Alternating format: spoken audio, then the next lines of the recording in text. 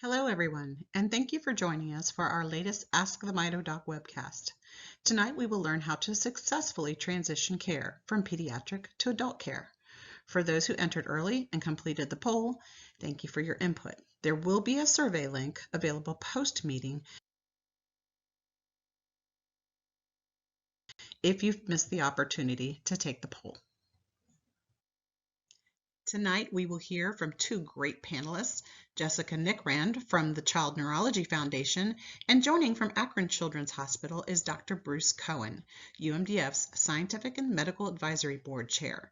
Dr. Cohen also serves on the Child Neurology Foundation Board. Our very own Margaret Moore will be our moderator this evening.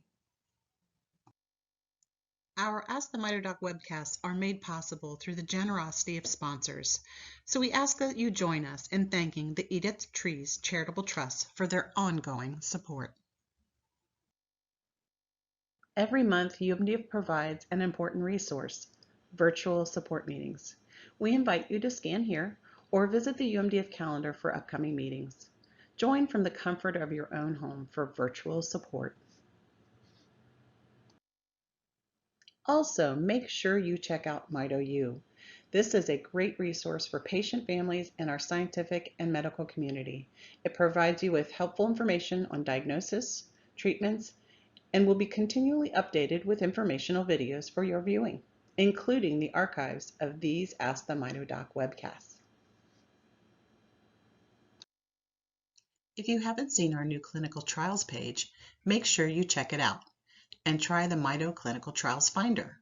Explore and find the right trial for you at www.umdf.org/clinical-trials.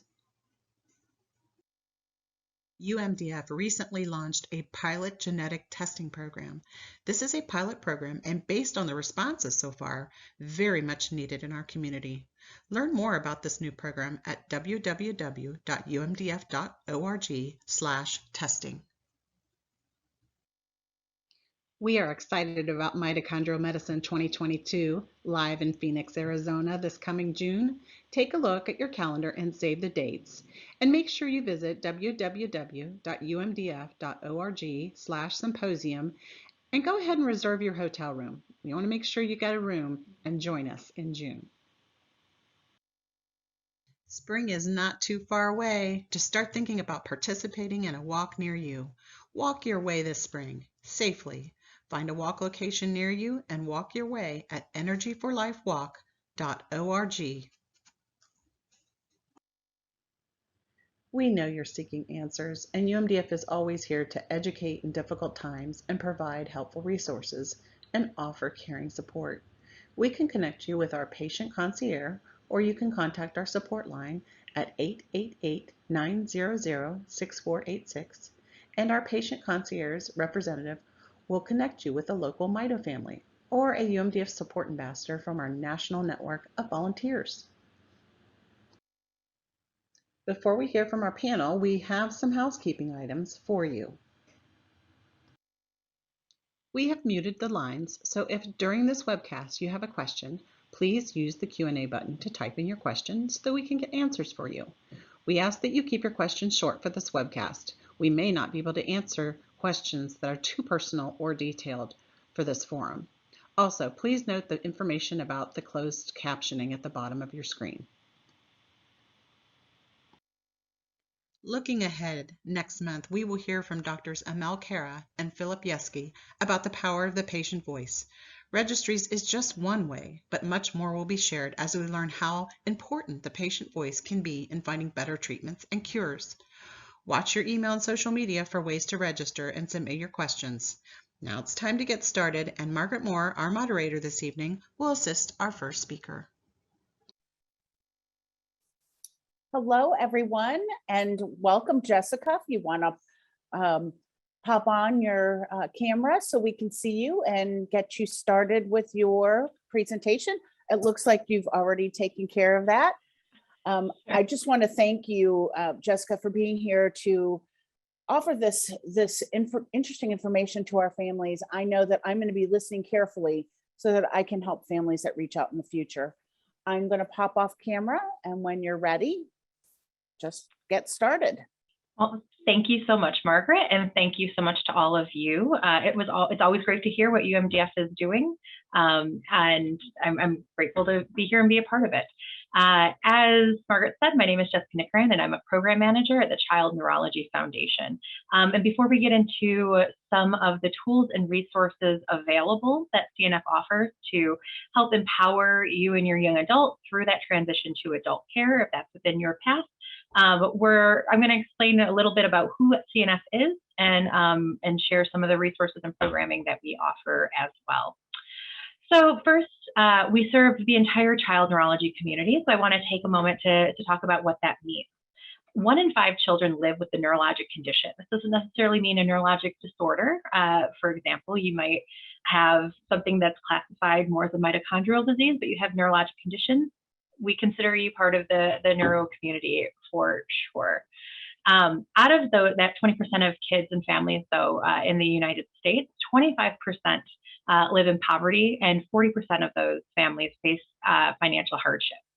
There's other economic, social, and cultural challenges in that about a quarter face divorce. So this can be a real challenge, and families might find themselves needing support. It can take about 9 weeks to get that first neurology appointment for your child when you recognize they're exhibiting symptoms. The good news is that with the growth of telehealth, we're seeing that decrease to even as small as a week. So some of those challenges are getting a little lesser in some ways in our community. And just another, kind of to identify something that I talked about at the very beginning of the slide, 90% of rare diseases have that neurologic component. So again, we're thinking kind of broadly when we talk about the child neuro community at the Child Neurology Foundation. And I just wanted to highlight what our 4 core values are: integrity, stewardship, professionalism, and collaboration. We really try to show up for our community, embodying all 4 of those values. Our mission is to serve as a collaborative center of education and support for children and their families living with neurologic conditions, and to facilitate connection with the medical professionals who care for them. We believe that they really need that 2-pronged approach between caregivers and patients and advocates and the providers themselves, which is why I'm really excited to be co-presenting this with Dr. Cohen tonight. And our vision is a world in which all children affected by neurologic disorders reach their full potential. I have a QR code here, so if any of you have your phone and you want to go to childneurologyfoundation.org, you can do it here, and you can see a brief preview of what we work on. And the 3 main deliverables that we focus on at CNF are education and programming, convening and advocacy, and then we support research and technology in the child neurology space. This slide just is kind of like our proof of concept slide, I suppose. Last year when we did our needs assessment survey, we identified that both caregivers and child neurologists themselves have a favorable view of them. We are a trusted partner within this community. And just a brief highlight of that, while transitions of care is something that we do, and it's our largest program actually, we have other areas if you're interested in, the disorder directory, support to shorten your diagnostic odyssey and get that diagnosis from your child's provider, different grants, different resources in telehealth, and other things like that. But we'll switch gears to transition of care, and I'll just tell you a little bit about what CNF has been involved in this space for over a decade now.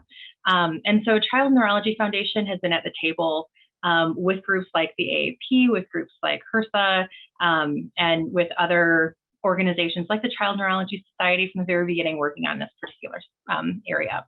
And so something that I want to highlight is in 2016, we formed a national it's a national advisory board of experts of both providers and patients and their caregivers called the Transition Project Advisory Committee. And out of that came the 8 common principles, which really guide the transitions materials that we have at CNF. And I'll talk a little bit more about that in a little bit. Before we get into those actual resources and the 8 common principles, I want to just take a moment to pause to identify that for those of us who have struggled with transitions of care or are currently struggling, we might recognize that a lot of things seem out of our control. We've been in this space for a long time, and there's not a lot that's changed, frankly.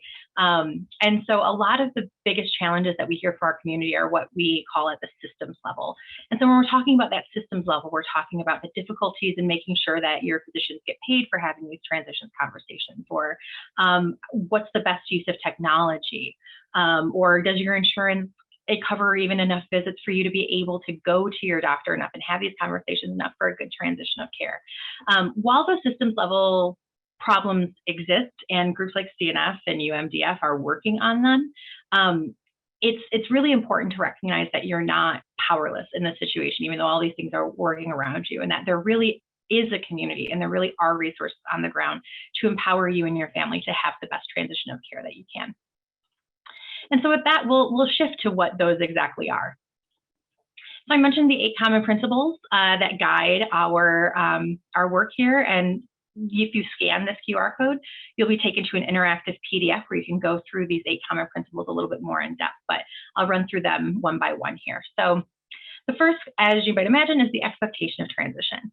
Adulthood is most likely going to be coming. And so we want to talk about that transition stage for your child beginning at like 12, 13, which might seem very early, but as you'll see, it's a process. That said, if your child, young adult, is 15, 16, it's not as though you've missed the boat. Again, this is just best practices. The more that we can expect that transition and look forward to it, the more time that everybody involved has to plan.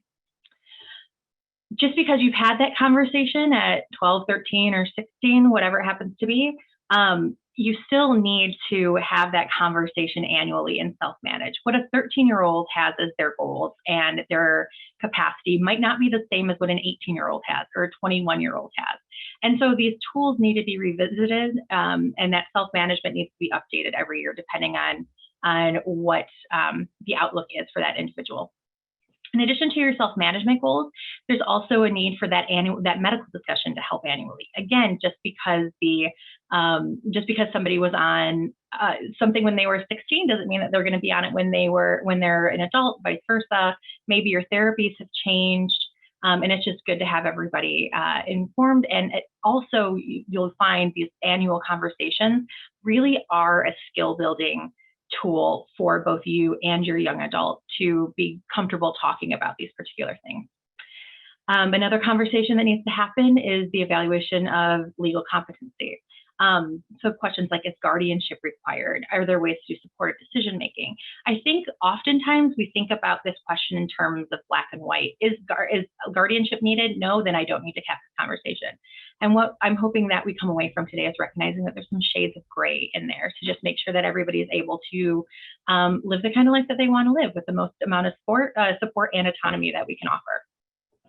Once you've had those annual conversations, you've got to kind of look at it in sum of all parts and have that transition plan review. As it gets closer to whatever is the path for you, whether it's 18, 21, 26, 30, it's not one size fits all. So once that transfer is becoming imminent, it's time to look back on that review and think, is this really representative of who I am and the kind of goals I have for my adult medical life? Another principle here is the care team roles. I think a lot of times we get very focused on finding an adult neurologist during a transition, and that's obviously very important, but so is finding an adult occupational therapist. So is finding somebody, a nutritionist, a GI specialist, whatever sorts of team that you have as a child, you're probably going to need them as an adult. And so making sure that you're identifying that care team in terms of medical providers and clinicians, but also, your bench, your team, who's helping you get that person to their appointments and things like that. But at the same time, that adult neurologist in this 7th principle here really is in some ways like the quarterback. I think one of the biggest challenges that we find with our families is that a child neurologist is the child's medical home. Not really the case in adulthood. It's more of a primary care focus. That said, your adult neurologist can still be a really important advocate for you in this pathway forward. And then our last of the principles is that the transfer is complete. So this is kind of your 8 steps, but I want to really highlight that it's not a linear 1 through 8 and you're done. It's like a 1, 2, 2 again, then 3, then back to 2. And it's all about finding the right path that works for you. So let's look at some of these individual tools that will help you act out and get through all of these 8 common principles. Again, these QR codes, if you scan the top one, you'll have a link to the full CNF toolkit in English. The bottom will give you that full toolkit in Spanish. And it starts with this transition checklist. And so thinking about those 8 common principles, making sure that everything is in order, this checklist really helps you to identify what the steps are. So when have you started the conversation? What date is it? And these are paper. You can print them out and write them. Some people like that. Sometimes your physician might have a way that they've incorporated this into their electronic medical records. It's always worth talking about that. But whatever way that you as a family like to keep track of your things, the transition checklist can be filled out and modified to your needs. My personal favorite part of the toolkit is the self-care assessment for youth and young adults. There's a self-care assessment for the caregivers as well. And again, thinking about the building life skills and get readying your young adult for their transition, this can really be an incredible tool. And you'll see, you can really use this document to make your young adults goals the driver of their transition.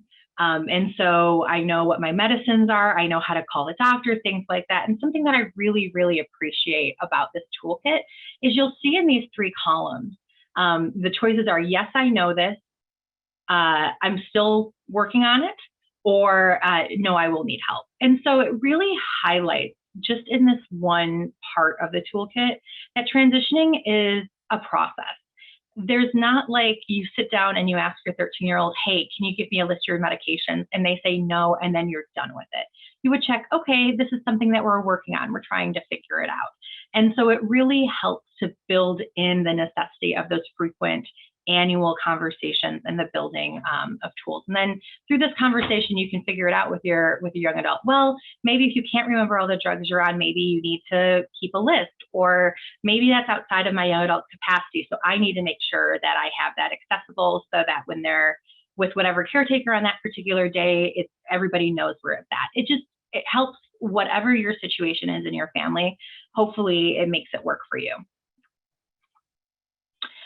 Another aspect of the toolkit is the plan of care, and this is something that we really encourage you to bring to your appointment with your child's neurologist, and talk about what these particular goals are. So you might, as a parent, have the goal for your child to live independently, and they might not share that goal, or maybe their major goal and the thing that they're really focused on is being able to date, or being able to go to college, or being able to learn how to drive. The point I guess I'm trying to make is it doesn't really matter what that goal is or how, quote, lofty that goal is, but what the plan of care does is make sure that you as the parent, your young adult as the transitioning person, and their care providers are all on the same page about what are the things that we're railing around, what are the things that we're really prioritizing in this patient-centered transition of care for this young adult. And I would argue you can do that regardless of an individual's capacities. I think we can change what those goals are and modify them regardless of the patient. There's also an opportunity for you to fill out your whole medical summary. Again, this seems tedious to do every year, but in addition to changing, repetition is really a great pedagogical learning tool for a reason, because sometimes you start to remember it. And so things like, when's the last surgery that you had? Who's your provider? Do you need a nebulizer? What sort of other disability aids might you need? And to just make sure that it's all out in the open, you're all talking about it. It's a tool for you, it's a tool for your child's provider, and maybe most importantly, it's a tool then in theory that can be handed off to that adult clinician when that transfer actually happens, as a whole history and representation of who this person is and why they're coming to you as an adult neurologist. I said that I wanted to circle back into the evaluation of legal competency and legal status, because I think this is an important one, and I think this is something that we need to spend some time with. And so, as I mentioned, it's a conversation that should begin in your teen years, and sometimes we think about it in terms of, do you need a guardian, yes or no, when really there's a lot more going on than that. Even if you're not, even if your child is estimated to not need a guardian or any or a conservator or anything like that, it's still very important for you to bring up this conversation with your child's neurologist or other child's doctor, because having the conversation with the provider documents it in their medical record. And so that way, again, when in a perfect world, when that transfer happens, we'll be able to see, okay, we had this conversation when we were 16, this is what's happening. And I mean, one of the best patient advocacy tools that anyone can give you is make sure that conversations are documented. And this is an important one to be documented. And it's also important to highlight that depending on where you live, depending on what your individual circumstances are, depending on what that young adult goals are, there's a lot of different versions of legal status beyond guardianship here. And you might find that it's kind of like a choose your own adventure book. And again, it's ultimately about making the circumstances such that your young adult can fulfill their potential and live the kind of life that they want to live. So in talking about legal guardianship, something that I think we need to start talking about more is called supported decision making. I imagine many of you have heard of this, but if not, it's usually a non-legal term. Sometimes there are some policies and laws in place about supported decision making, but for the most part, it's kind of the way that we refer to the way to put supports in place, again, to empower that young adult to live the kind of life that they want to live. So this is in some ways kind of like the spectrum of a supported decision making of those legal frameworks that you can put in place under that umbrella. And so the first is the healthcare proxy, which frankly everybody should have. It's for health-related matters if the patient is unable to speak for themselves. So I would imagine most of you are familiar with this. It's a pretty easy way to figure it out in your state. Usually you can just kind of Google medical power of attorney or healthcare proxy, and they'll walk you through that. That's something that should be in your child's chart regardless of their legal status. The next step would be a durable power of attorney for financial matters. If, again, it's not an all the time thing, it's just if the patient is unable to speak for themselves, even under a temporary circumstance. The next step would be conservatorship, which is usually people who have, and I know conservatorships have been in the news quite a bit with Britney Spears. Typically, this delegates responsibility of financial matters to someone who the court has appointed. In some cases, that person can still make other decisions legally on their own, but the financial matters are being controlled by somebody else. And obviously, this is a way that a lot of people can get taken advantage of. That said, you can set it up in your family to work, and just because somebody else is like signing the dotted line doesn't mean that that young adult can't be involved in their decisions in some capacity too. And then the next step would be guardianship, where most health-related matters, most life matters are at the of the responsibility of somebody who has been appointed that person's guardian. Usually it's the parent or a sibling once the parent passes. And again, these are kind of scary terms to think about. Again, we see kind of the worst case scenarios of these, but I think it actually can be and should be argued that with careful planning, this is actually the way to secure that your young adult who might not be fully legally independent is able to maintain their own rights. And so there's a lot of things, to do, a lot of legwork, but just some like very brief examples of how somebody who is even under a guardianship still has rights is that the patient can still be interviewed alone. And so it's not as though if you're someone's guardian that you have the right to be inside their medical appointments all the time. You want to find a physician who recognizes that and wants to speak to your young adult. The patient can still be asked their preferences. They are still obviously a person with their own wants and their own needs. And so try your best to find a physician that talks to your young adult and asks your young adult what they want and what their medical goals are despite that guardianship. That privacy is still respected. And that confidentiality still exists, of course, with the caveat that if they are a risk to themselves or others. The one thing though where guardianship really does come in terms of somebody not being able to speak for themselves is that before invasive and or surgeries needing sedatives, the guardian must be consulted and must approve to that. But again, there are definitely still many rights that an individual has, even if they are under guardianship, and finding a care team that recognizes that and wants to ensure that for you and your family is a really, really important thing. As I said, every state's different. There are some states that have formalized supported decision-making rules, some that don't. If you scan this, it'll take you to the National Resource Center for Supported Decision-Making, and you can see that there's a map. Click on your state, and it'll take you to a bunch of resources in your state and walk you through what laws are on the table to see if that's working, or see how to make that work for you, excuse me. And so just really quickly to wrap it up, transition of care is huge. There's a lot of things in transition of care, clearly, and we talked a lot about the medical transition today, but it encompasses obviously all aspects of your young adult's transition into adulthood. And so the best ways to put it into action is to talk about it and evaluate annually. Again, it's going to feel like you're over talking it if you're doing it correctly, but that means it's working. That's helpful for you. It's helpful for your young adult. That's helpful for the care team. There's no way to over communicate this stuff. There's already existing tools like the CNF toolkit that you can use to engage your child's clinicians right now, and to look for those adult clinicians. You have, having this toolkit, the toolkit that Got Transition has, there's a variety of things out there. You can just kind of take and choose what works for you and your family and your circumstances. The goal is really, again, to personalize it as much as possible to make sure that you're being empowered to have the kind of transition that you want to have.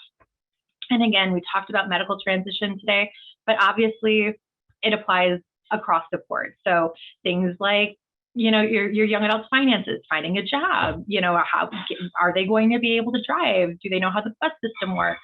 Are they going to be able to live individually? What does that look like? Are they dating? Do they want to date? Are they going to school? Or how does that look?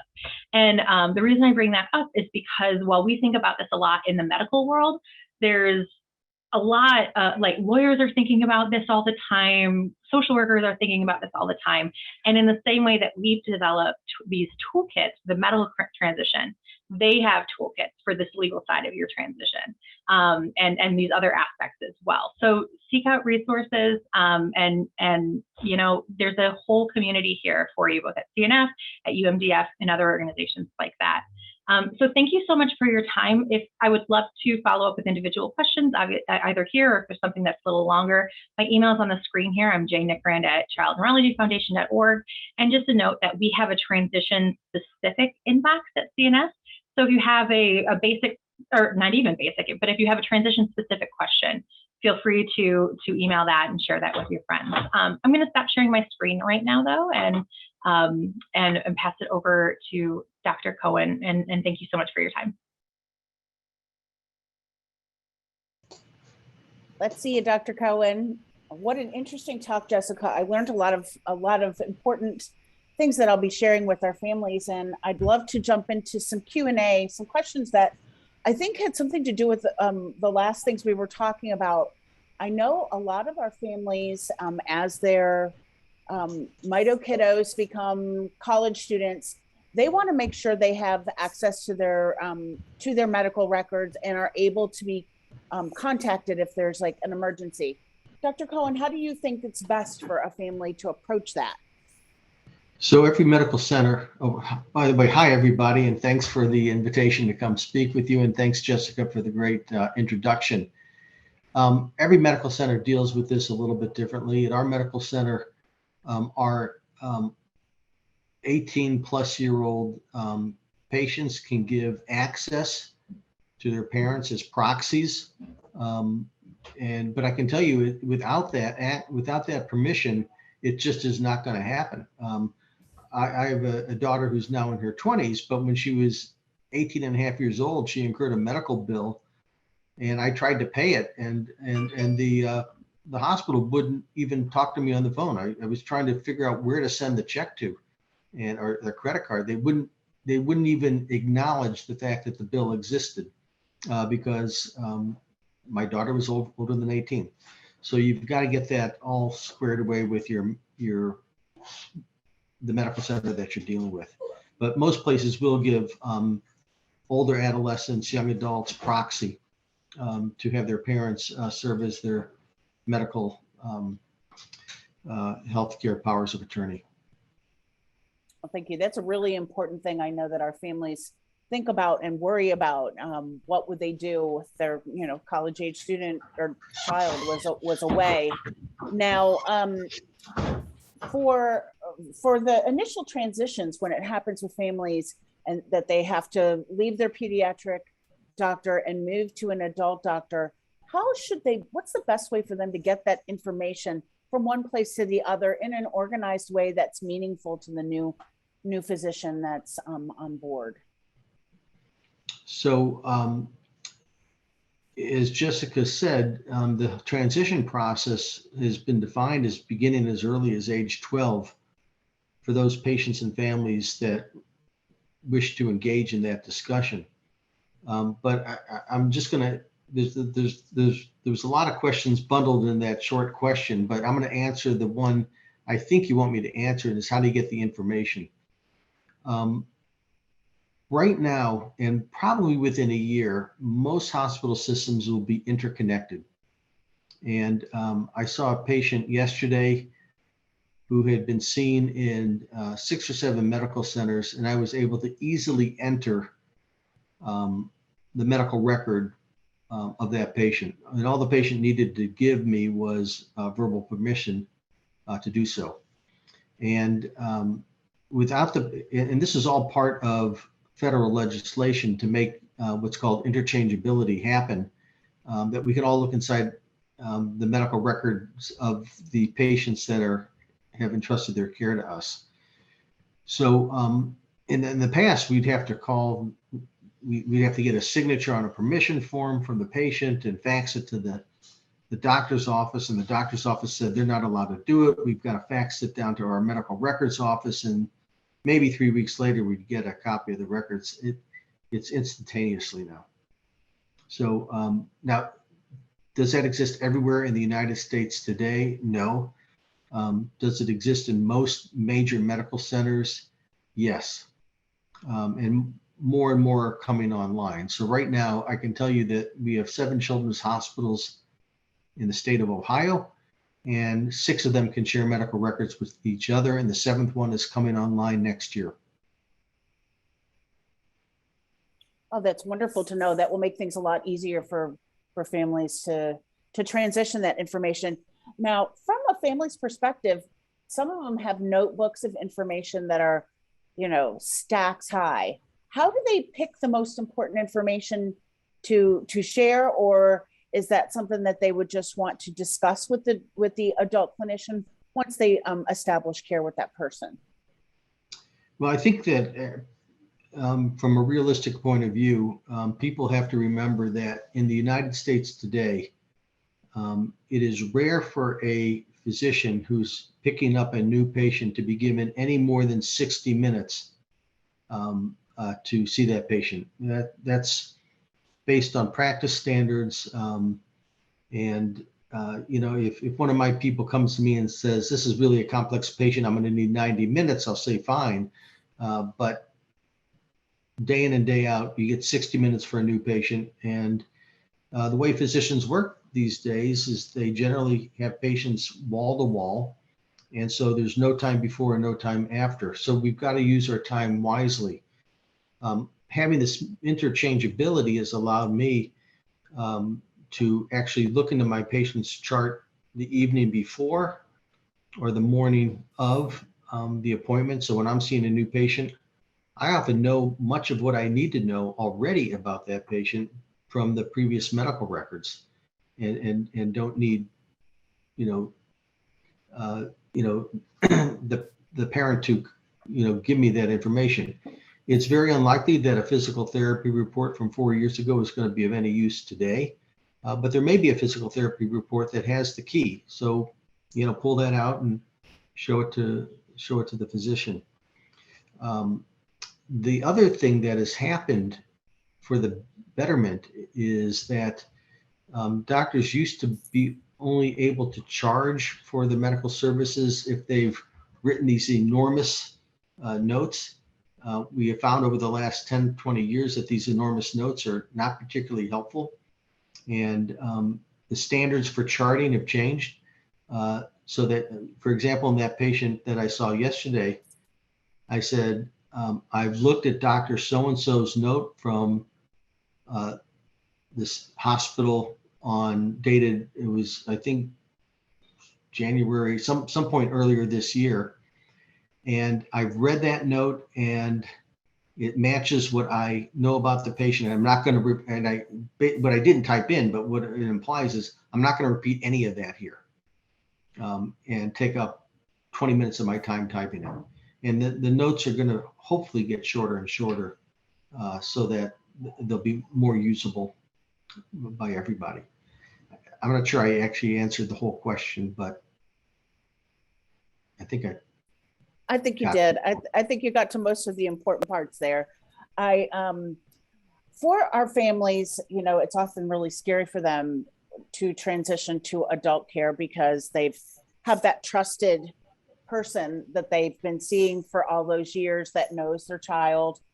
And in the Mito world, there are some doctors like you who do see adult patients. Can you kind of talk about how that happens? And if that doesn't happen, how should a patient prepare for meeting a new neurologist that might not know anything about mitochondrial disease? What's the best thing for them to be preparing when they meet with that person first time?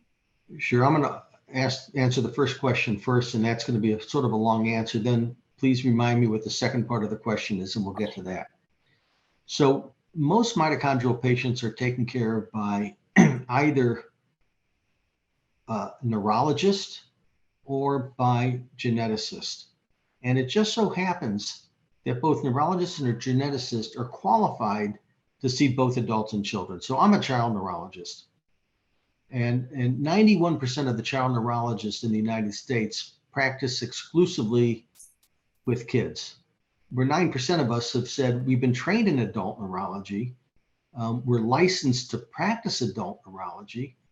I'm going to continue to care for adults as part of my practice. So, and the flip side is that adult neurologists are actually qualified to care for kids with neurologic problems. Our training and board qualifications don't restrict us as child neurologists in caring for adults. Now, competency for giving adult care needs to be decided early in one's career. So, if you're a child neurologist and you only see kids for the first 30 years of your career, at year 31, don't start trying to see adults because you're probably not competent to continue doing so. You lose competency after not doing something for a couple of years. So you should decide whether you want to see adults early on in your career. And if you do, you continue seeing adults. And most hospitals will let you do that. Medical genetics is the same way. You're boarded to take care of people with genetic disorders. And I also have to say, especially in the last 10 years, geneticists are all trained in mitochondrial diseases. Now, they may not be super experts, but they're trained in it. So what happens, who else is trained in both pediatrics and adults? Most surgical fields, including neurosurgery, family practice doctors, OBGYNs, family practice nurse practitioners, and physiatrists. These are physical medicine and rehabilitation doctors. All are board certified to take care of kids and adults. Now, having said that, there's three major types of practices, medical practices in the United States. The first is the large hospital practice. And this would be a place like, Mayo Clinic or Cleveland Clinic. These are generally university type hospitals. There may be a pediatric hospital within the adult hospital that may be given its own name, and it may even be in a separate building, but there are firm affiliations between the adult departments and the pediatric departments. And the age of transition may differ in these practices by department, but there is almost always an adult counterpart to the pediatric subspecialty. Now, mitochondrial disease is not a subspecialty.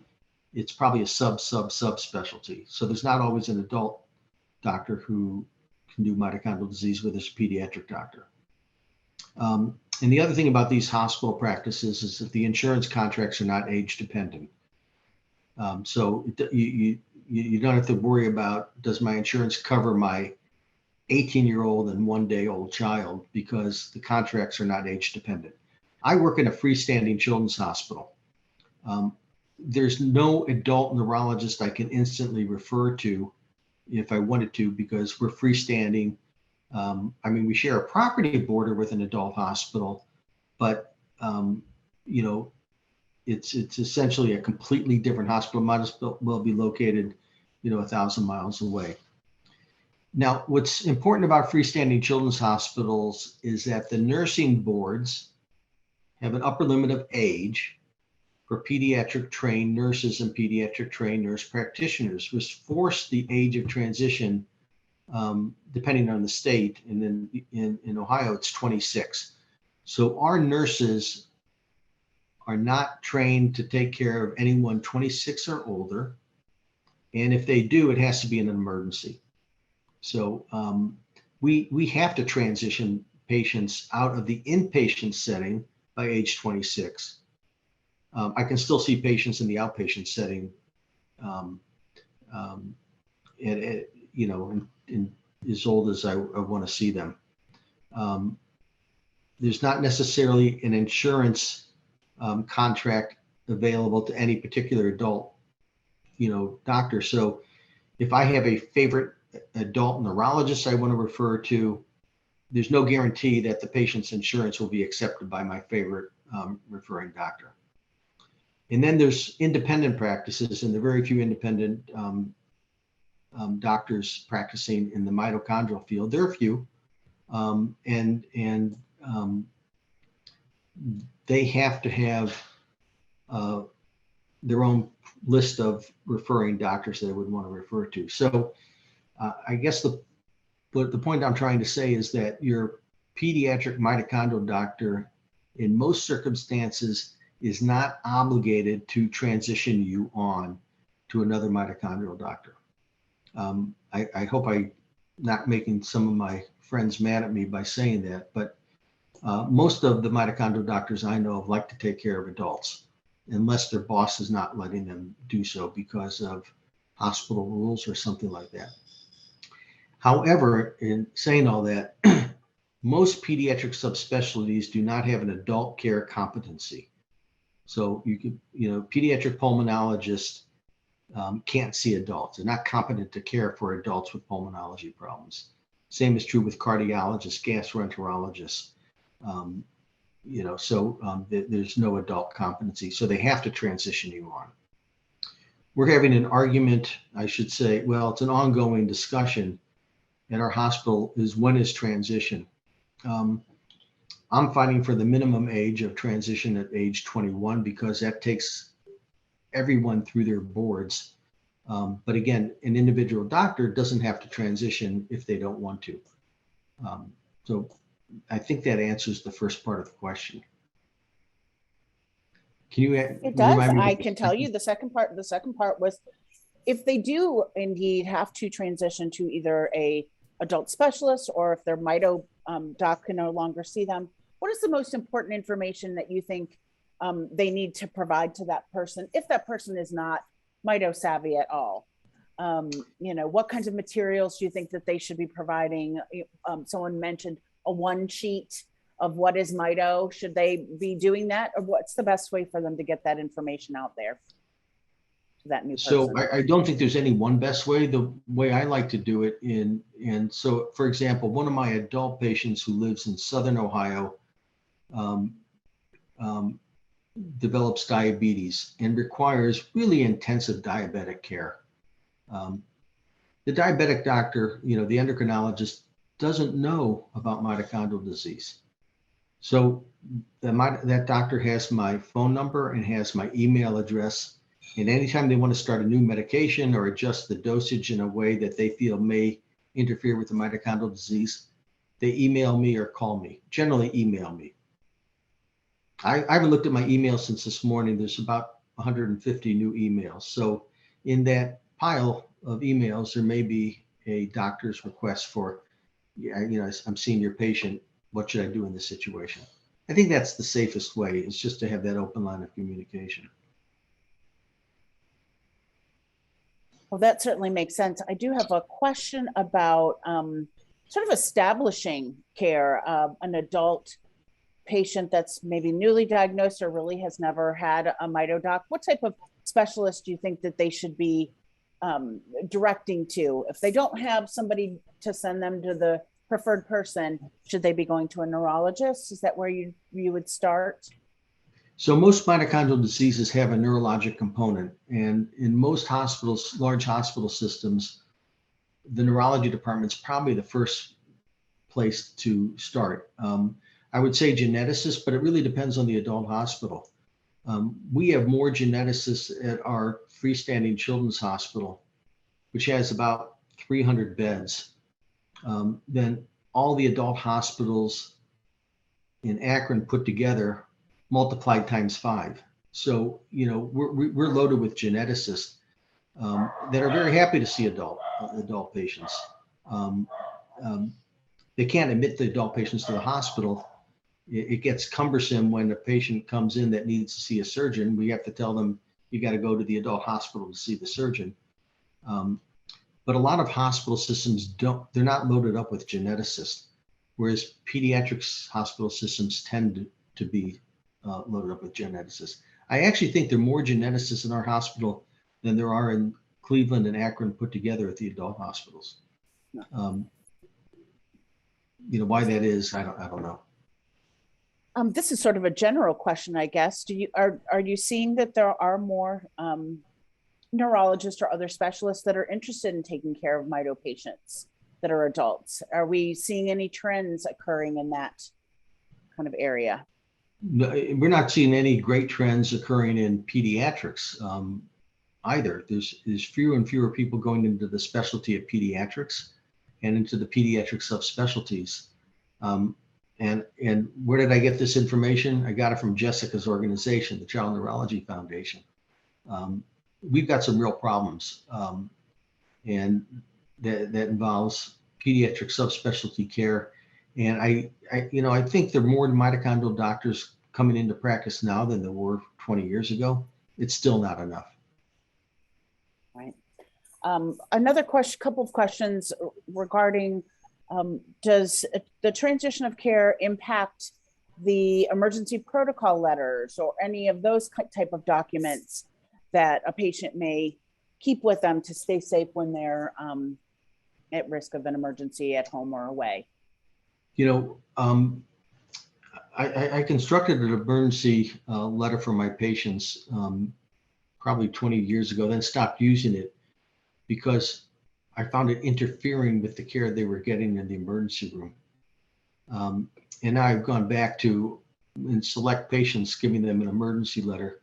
And I would always use the excuse or the explanation that kids with mitochondrial, or I shouldn't say kids, people with mitochondrial disease get common things. They get pulmonary emboli, they get heart attacks, they get appendicitis, and need an appendectomy. And I have some patients that live out of state, and children with a diagnosed mitochondrial disease, that as part of the mitochondrial disease, vomiting and belly pain is all part of the picture. This time they came into the emergency room with belly pain, vomiting, and a bit of a fever. One of them did, one of the siblings. And sure enough, it was an appendicitis. It was diagnosed by a doctor who didn't know anything about mitochondrial disease, but made the effort of basically saying, you'll tell me about the mitochondrial disease in a minute, but let me just examine the belly. And the child had an appendicitis, needed the appendix removed. So common things happen to people with uncommon illnesses. And you got to be very careful with these letters, because if the letter says, if the child looks dehydrated, put an IV in and hydrate them, that can bias the doctor to look past what may be a non-mitochondrial cause of the dehydration. So it's definitely not one size fits all, and definitely something that needs to be used with care. That is very helpful.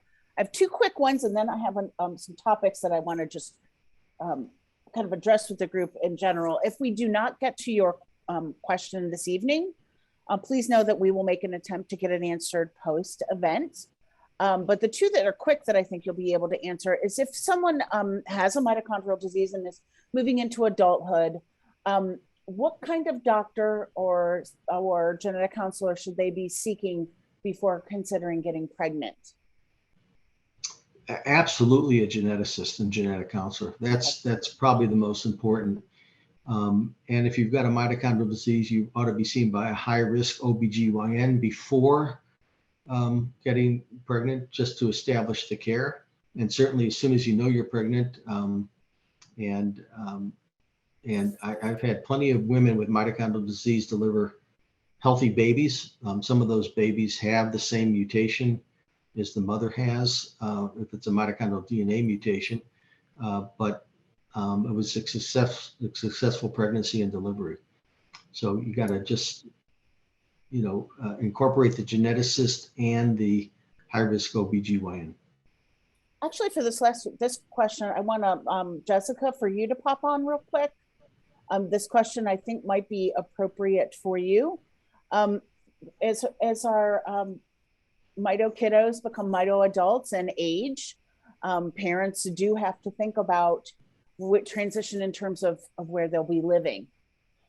Do you have any good resources that maybe you could provide us to include maybe at post-event, or even something that's on the Child Neurology Foundation website that might be helpful for families when they're considering that piece of transitioning?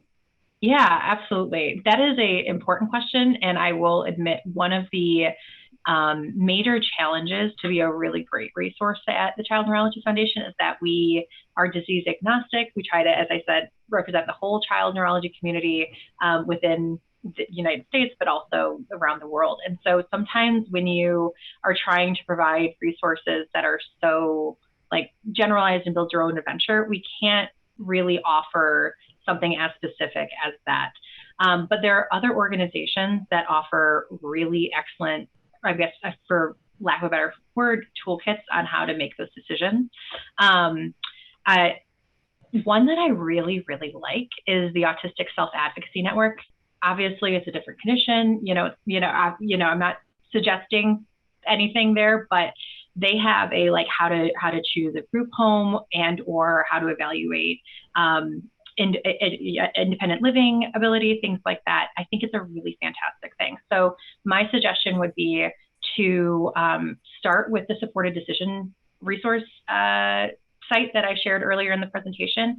See if there's anything in your specific state about resources there, and then look at some of those smaller organizations who do something that's more disease specific to see if that will work in your particular community. I also vaguely remember seeing this question and having somebody ask about siblings as it relates to this. And I just want to highlight that groups like CNF and others have great sibling support resources as your young adults age, and there might be a transfer of caregiving. So as you're thinking about transitioning your young adult with a mito disorder, it might also be important to think about transitioning those caregiver roles in your family and making sure that everyone in your family is on board and that there's resources for that young person's siblings as well. Thank you so much, Jessica. In wrapping up, we've got about 5 minutes left. There are some things that I thought it might be important for Dr. Cohen just to review with us. For probably a lot of you will be hearing this information for the first time about any updates on Open Notes and telehealth. Yeah, so Open Notes is part of the program created by what's called the 21st Century Cures Act. This is a federal mandated law. As of, I think it was April 1st last year, all hospitals and doctors had to provide patients with a hard copy of their medical record within 48 hours of their request, or access to an electronic version of their medical record. So in my hospital, when I hit the finish button, two things happen. Number one, a bill sent to the insurance company almost instantly. And the second thing happens is that note, as I typed it, is in your patient portal. And you can look at my note the second you leave the exam room. My patients get their MRI reports before I ever see them. If they get to it first, they see the report before I see the report. There's some problems with that. And what if there's an unexpected brain tumor on the MRI scan? That's a problem that, when the law was written, someone, didn't think about it. But my patients can see every lab report. It's just not my hospital. It's every hospital. Every practice is required to do this now. There's some leeway for, practices that they don't have the electronic sophistication to push the record to you, but they have to be able to supply a paper copy of that note. The cheaper way for hospitals to deal with it is just create this electronic open access. You want it, it's there. It's yours to have. So that's in existence now. Some portals let you print off your note. Others, it's more of a cumbersome. You have to take screenshots and print the screenshots, which is a pain in the neck. The other is price transparency. Hospitals are now giving you an estimate of what this medical procedure or office visit is going to cost you. That's now also part that's being rolled out right as we speak. Telehealth, went from 0 to 100 in about a week. But the state by state is pulling back their ability to allow physicians in other states from doing telehealth in the state that you live in, unless that doctor has a license to practice medicine in the state that you live in. So I was doing telehealth in probably 15 or 20 states during the pandemic. And I went and I got my Florida license. My Florida license cost me $50 to Ohio to tell Florida I had a medical license. I had to pay Ohio $50 to let them know that. And I believe I had to pay Florida $100 to have a license to practice in 2022. I'm trying to get a license in Arizona right now. That's a little steeper. That's $500. If I want to think about the average cost of being $300, we're going to have to come up with 300 times 15 times a lot of paperwork. So that's the burden being put on the doctor side of things. But we're really we're hoping this opens up mitochondrial care because I was really during the pandemic able to see lots of new patients that couldn't afford to get on a plane to come fly to see me, but I was able to provide care. Seeing people in Florida and California worked out beautifully. So we're really looking forward to the states opening up their borders to telehealth and hopefully having a national telehealth license, which will get rid of a lot of the paperwork and a lot of the needless money exchange. Well, thank you, Dr. Cohen. That's really exciting news. And I want to thank everyone for joining us. Again, I want to reiterate that if your question was not answered today, we will attempt to get an answer in the future post-event. And I hope everyone has a wonderful evening. And again, thank you for joining the Ask the Mito Doc webcast, and we'll see you next month. Thanks everybody. Jessica. Thanks, Dr. Thanks so much, everyone.